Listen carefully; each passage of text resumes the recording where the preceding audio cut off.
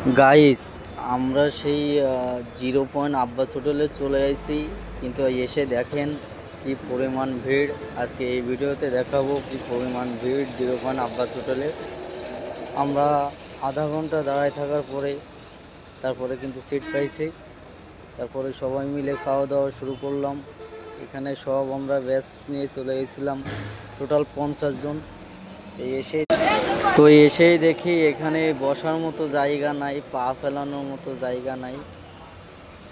তো গাইস, আপনারা দেখতেই পারছেন এটার লোকেশন কিন্তু খুলনা 0 পয়েন্ট আব্বাস হোটেল।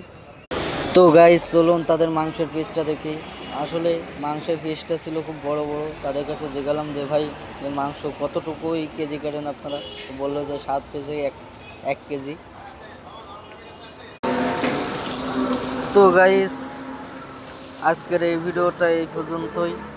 দেখতে পাচ্ছেন আব্বাস হোটেলে কি কত ভিড়।